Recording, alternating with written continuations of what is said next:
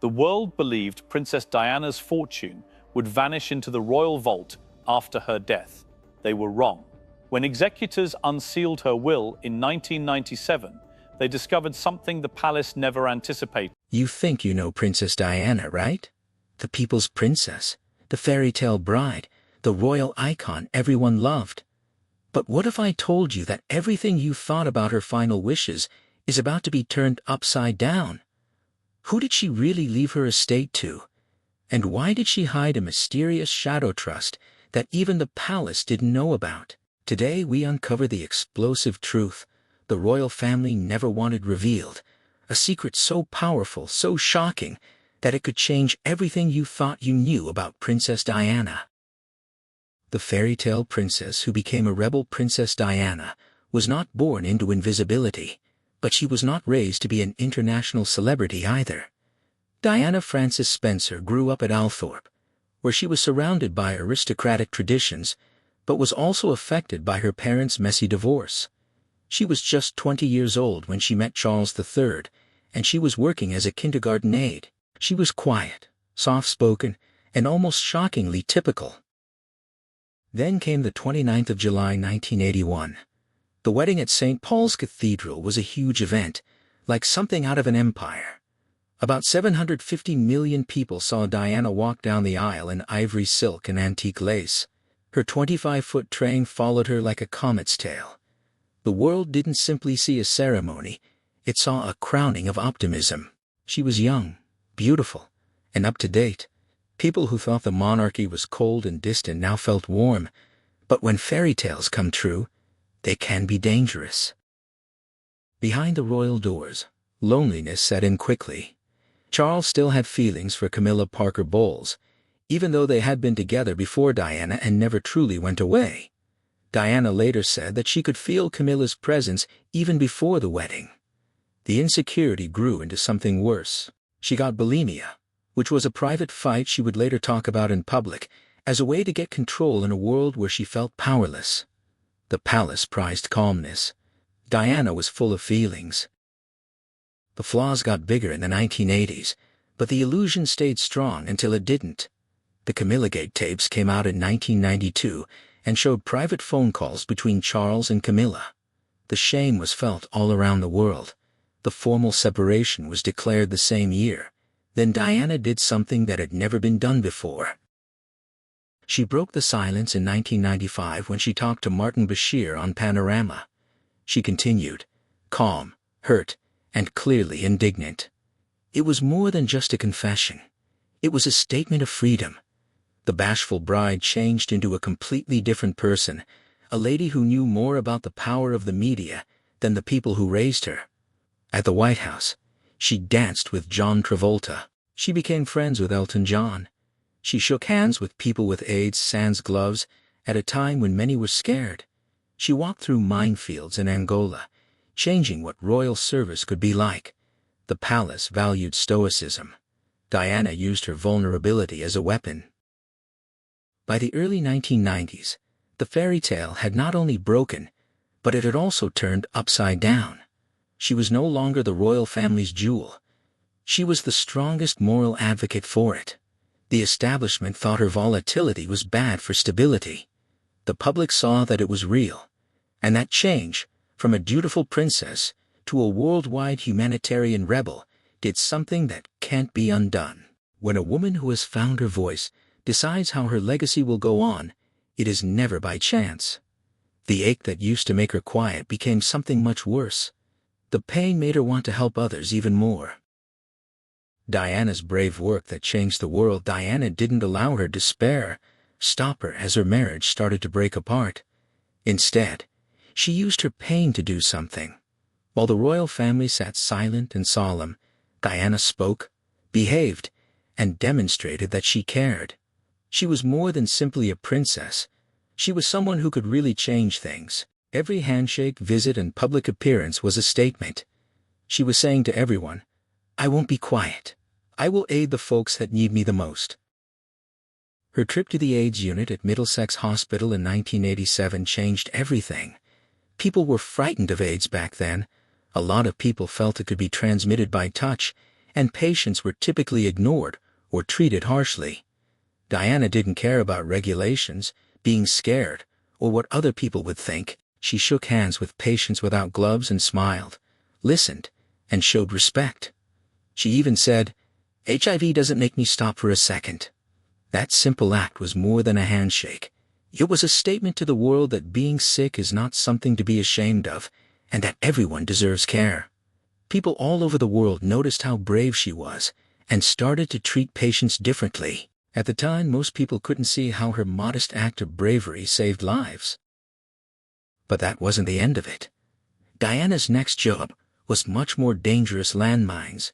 In January 1997, she went to the nation where thousands of innocent people had been hurt or murdered by concealed landmines. She strolled carefully through the fields in a sweater and jeans, with no helmet or guards, just her bravery. People all across the world saw the photographs of her walking over the lethal mines. People were shocked, governments were embarrassed, and action finally happened. The Ottawa Treaty, which banned anti-personnel mines, was signed months later. Millions of mines had been demolished by 2023, and Diana's bravery had brought the subject to the world's attention. She had taught the world that one person could make the powerful do something. Diana also worked hard for other causes. She visited leprosy patients, made friends with orphans, and assisted the destitute. She made people feel better, who were being overlooked by others.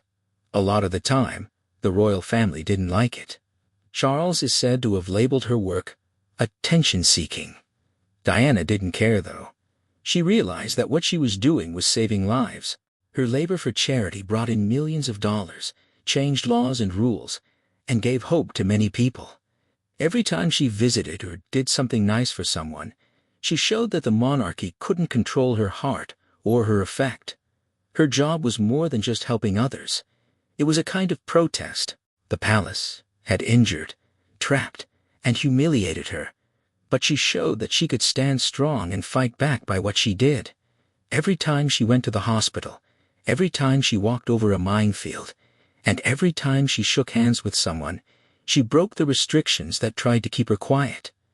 She wanted understanding instead of obedience, which was what tradition wanted. The institution prized stillness, but she wanted action. Diana had learned that showing kindness might be just as strong as any royal order. Her divorce was official in 1996, and she was no longer stuck in an unpleasant marriage. But her fights were far from over. It was really hard for her because of custody fights over her kids and constant media attention. But Diana kept strong and on task. She started making plans for something that would still be there when she was gone.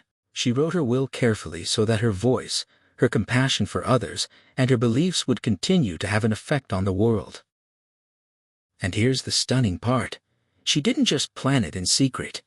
This moment came after every brave thing she had done before: helping AIDS patients, clearing landmines, caring for orphans, and helping the neglected. Her last deed would make sure that Diana's strength, defiance, and kindness would never be forgotten, even after she passed. She has already changed people's lives around the world, but she was ready to change the rules for good with her will. Everyone was shocked by what she did next. Who would she give all to, and why?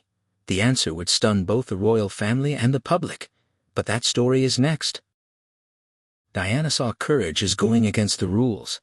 Being kind was powerful, and when death drew near, her will became her most powerful weapon.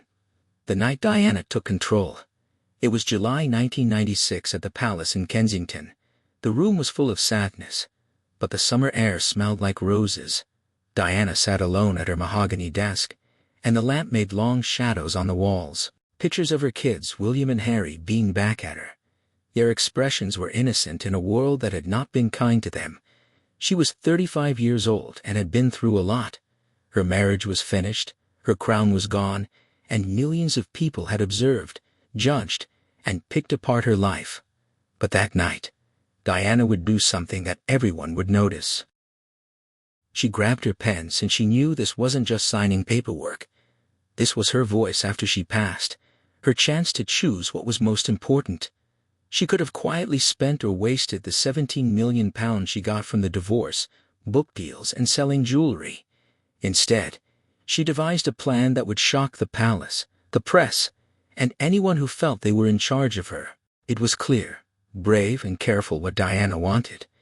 She gave 75% of her estate to a charity that had been important to her life, like helping people with AIDS, landmine victims, and children who didn't have families. She wasn't giving the world a quiet gift. She was making a statement about what was most important to her. She gave 25% of the money to trusts for her sons, William and Harry, but she wasn't giving them the keys totally. Every cent was safe, taken care of, and directed. Diana wanted to make sure her boys were safe and well cared for, but she also wanted to keep them from the brutality of the royal world she knew too well.